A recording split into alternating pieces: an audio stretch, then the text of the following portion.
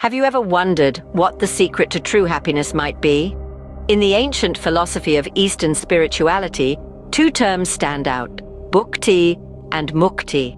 They represent two paths that seekers often tread in their pursuit of fulfillment.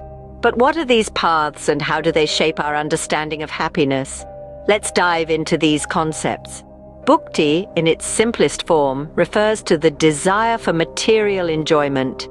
It's the pursuit of pleasure through the gratification of our senses. The allure of a lavish lifestyle, the taste of sumptuous food, the thrill of an adrenaline rush, these are all part of Bhukti. It's a path that many embark upon, hoping to find happiness in the tangible, the visible, the material. But here's something intriguing. The more one indulges in Bhukti, the more one realizes a profound truth. There's no end to this pursuit. It's a cycle, almost like a mirage in a desert.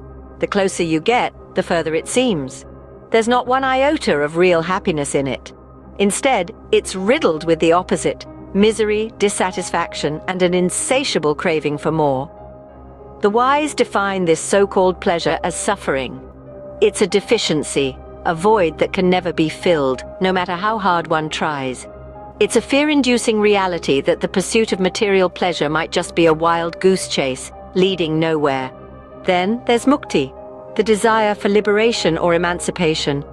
It's the quest for freedom from the cycle of birth and death, the longing to merge with the divine. It's a path that seems righteous, a path that promises peace and tranquility. But is it really?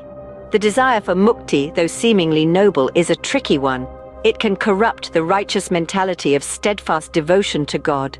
The pursuit of this impersonal liberation becomes a fruitless burden, a snare of illusion that's difficult to escape. It's like trying to catch your own shadow, an endeavor that leads nowhere. So, where does this leave us in our search for true happiness? The answer perhaps lies in transcending these desires for Bhukti and Mukti. It's about cleansing the heart of these lusty desires, these illusions of pleasure and liberation.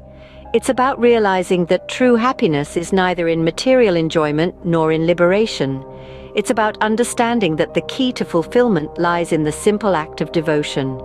It's about striving to obtain the lotus feet of the divine, practicing love and attachment to the Supreme Being. In essence, the secret to true happiness might just be simpler than we think. It's not in the pursuit of the material or the liberation from it. It is in the pure, selfless act of devotion, in the humble practice of love towards the divine. In the end, it's not about what we seek, but how we seek it.